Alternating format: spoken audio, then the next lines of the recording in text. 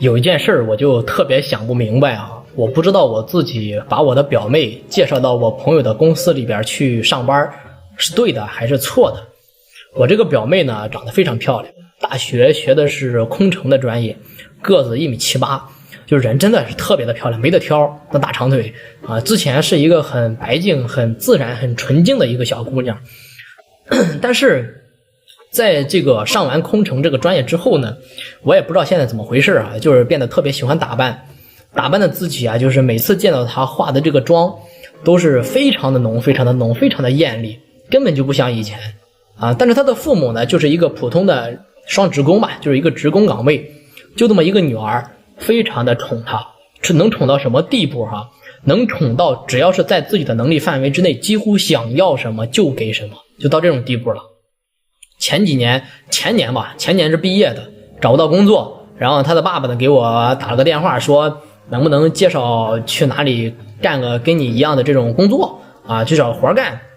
然后呢我就心一想，我介绍到他去我一个朋友那儿上班啊，然后呢工资也不是很高，也就3000来块钱吧，就反正也就是学那点东西嘛，就是跟我干的这个行业一样，也就是干电商的嘛。万一以后学会了之后不想上班了，回家还能自己摸索点，起码能混口饭吃，我是这样想的。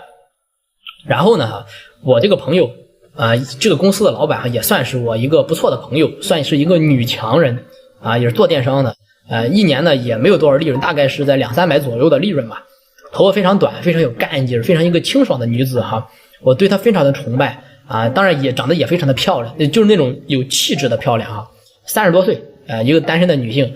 前几天呢我们之间其实很少出去吃饭的啊，就前几天呢他叫我出去吃饭，我还以为他有啥事儿呢，然后我就去了之后我坐下，他就跟我说他怎么讲呢，他说你这个表妹对我现在已经是恨之入骨了。我当时我就心里一颤，我说咋了，你把他开了？他说不是。我说他和你吵架了，辞职了？他说也不是。我说那啥？他说你这个表妹现在是我们公司里边的明星。我说什么意思呢？他说都有称号的，叫做奶茶女王，全公司的人都在夸她长得漂亮，夸她长得精致，夸她穿的比较开放，夸她身穿各种的名牌包包啊，名牌鞋子，名牌衣服。就这姑娘啊，嘴上虽然说很谦虚，他说估计心里已经得意的上天了，不得了了。他问我他家庭条件到底怎么样啊？是富二代吗？我说我知道他就是一个非常简单普通的家庭，非常一般，家里没啥钱，父母都是上班的，对吧？就是职工拿工资嘛。我说现在小姑娘应该都这样，都很难管啊。我这个朋友呢就很认真的看着我，他说我帮你管了一下，他非常不好意思的说他说我帮你管了一下，我也不知道对还是不对。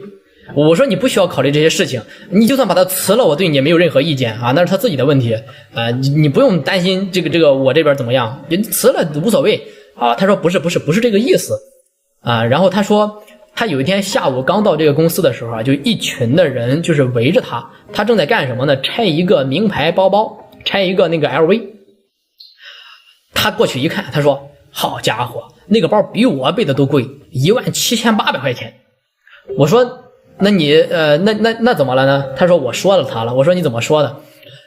他说我很大声的直接就跟他讲了，我说当着很多同事的面，我说你一个月工资才3000块钱，你大半年你都才能买得起这个包，别拿出来快显摆了，快藏起来吧。你背的包它不是身上背的包，是你下半生自己的选择权，是你提前的负债，懂不懂？赶紧收起来吧，别显摆了，还不够丢人的。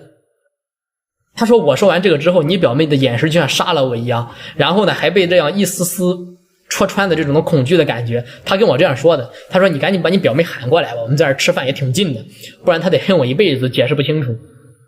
然后我就打电话让我表妹过来了，就是我表妹刚到的时候，看他坐在那儿，还以为我这个朋友在给我告状的，或者说不要他了，或者说怎么样的。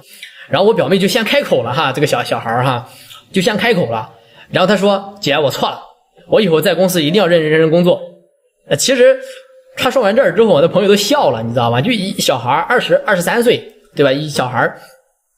然后他说姑娘你是不是觉得那次在公司我是在羞辱你啊？我表妹没说话哈，他说没说话，就证明就是羞辱他嘛，对吧？他的思想里面就这样想的。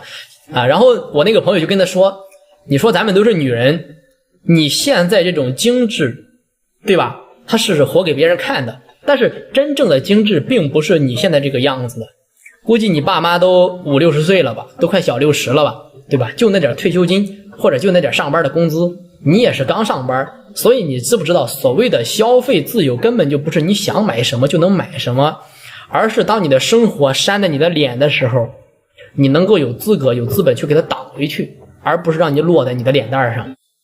他说你记得上次就是在办公室聊天的那个晒也是跟你一样晒包包的那个同事吗？他说他记得，他不是很好吗？我那个朋友跟他说，他上个月的业绩根本就没达标，也没有成交，没提成，现在连房租都交不起了，这个月的房租还是跟我借了2000块钱呢，到现在还没还给我，也不提这个事儿了。还有那个朋友圈全是旅游的那个男孩，你看着他风光不风光？风光吧。结果呢，背地里他欠了10好几万的外债，公司要债的那个电话都打到公司里边来了，打了好几遍。你们说都是20多岁，对不对？都不到30岁左右，真正是需要这种自由的年纪没问题。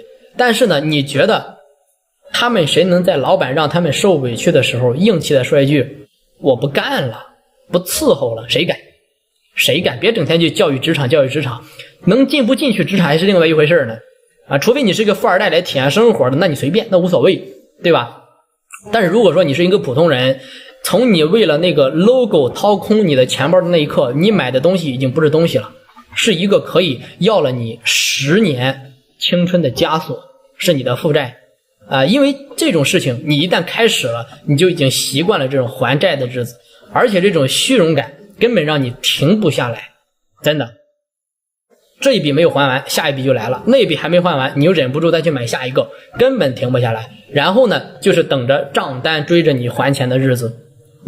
现在你是觉得不知不觉看似很正常，实际上你考虑个5年8年，回过头来再去看这件事儿，可能你整个青春都是在还债的过程中度过的，没有任何的青春和没有经验的沉淀。最后呢，那些奢侈品变成了什么？变成了一堆没有用的垃圾，这很可怕的呀，对吧？我朋友就这样跟我表妹在那说话因为他们都是女人嘛，我也没插嘴，我就在那听着，因为我讲话她听不进去，对吧？我那个朋友说，我问你现在有多少存款？我表妹说摇了摇头，有2000吗？没有。我朋友就叹了一口气说，你要记住1万块钱的存款是非常重要的，这是你人生的开始，你别觉得它不多，这是就是给你自己的一个攒的底牌上桌的条件。在你的朋友的圈子里面，面子所谓的这些东西都是假的，只有你自己卡里的余额才是真的才是真正能够让你随时掀桌子的一个资格。你得把别人给你看的那些精致变成你自己心安，就是心安的一种的自由才可以。那现在很多人其实都是资本的提款机，这句话我也认可。你看，所有想改变自己生活的人，就必须手里掌握一个选择权的猎人。他说咱们都是女人，我特别能感同身受你现在这种状态。我当年有几万块钱存款的时候，我也想买个这个包那个包的，想穿个名牌的衣服，但是我就是反反复复的问自己，这些东西到底是给我来服务的，还是让他来给我打工的？然后想通了这件事之后，我就在我自己的就是床上画了一杆秤，一个天平就是一个天平，一个三角，两边一个天平，左边呢是商家给我画的一个梦，给你造的一个梦，他在告诉你，女人要对自己好一点，爱自己才能够让别人所爱，买好东西才能对得起自己。但是你记住，当你有底气有这个消费能力的时候，对吧？有这个消费能力的时候，你交什么样的男朋友他都不敢不尊重你，对吧？而你只有1万块钱工资的时候，你花5000买个包，花3000买个化妆品，那这种的精致它的代价太高了，你试试看，当你卡里比方说有20万的时候，你再看看你同龄人的女生身上背着个1、2万块钱的包，你就会笑一笑就过去了，你觉得这也没什么，真的是这样。而这个天秤的右边是什么呢？而是你自己想要的这个生活，比如说房租、水电，还有你的底盘、应急储备、学习、提升认知，你要算清楚这一笔账。一个包能不能帮你还房贷，能不能帮你还车贷，但是这些事情不能。但是一笔存款能让你在你受欺负的时候你说走就走，撂挑子不干了。一支口红它不能帮你升职，对吧？但是一项技能它可以让你永远有饭吃。所以说要把钱看透，你就得站在这个天秤的中间，手握当那个手握钱的人，你不要被这个左边的这个商家的幻术给晃了你的眼睛，洗了你的脑，对吧？那未来的选择权只会变成一堆破铜烂铁，那么你换来的不是精致，是你的脆弱，对吧？是换来你极致的脆弱。那么真正的精致是我想要了，随随便便我就能有，而我不想要，对吧？而不是说我想要的时候我踮着脚我也去要，我跪着我也去要，不是这样的。你不要总是看别人有什么，却从来没有考虑过自己想要什么。所以说以后每次花钱的时候就问问自己，这个花出去的钱是让你自己变强了，还是说让你自己变穷了啊？投入自己，对吧？也得看看投入自己的圈层有哪些。就很多人都在抱怨当下的圈子不好，环境不好，那为什么不主动的去破圈呢？对吧？首先你要分得清楚，人都是有圈层的，什么的社交是有效的社交，什么的社交是无效的社交。人长大之后一定要明白，就是不存在好朋友这么一说，能一起赚钱的人，那么就是你这个阶段最好的朋友。而强者之间的默契永远都是我们可以互相彼此的去帮助。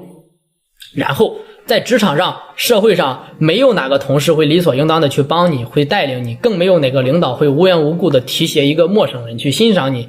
所以说拜山门需不需要花钱呢？很多事情不是几包烟几盒茶就能够解决的问题啊！去跟这些最能赚钱的同事去接触，我问你需不需要钱吧？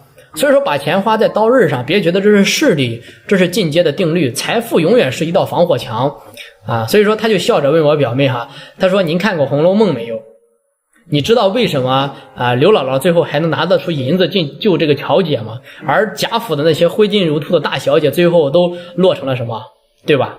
因为贾府它是面子，修的是面子，对吧？用面子修的，比方说亭台阁楼把金子贴满了大院啊，让人看见的，风一吹就倒了。而刘姥姥的钱是什么？是里子，存的是救命的粮，天塌下来还能顶一阵子呢。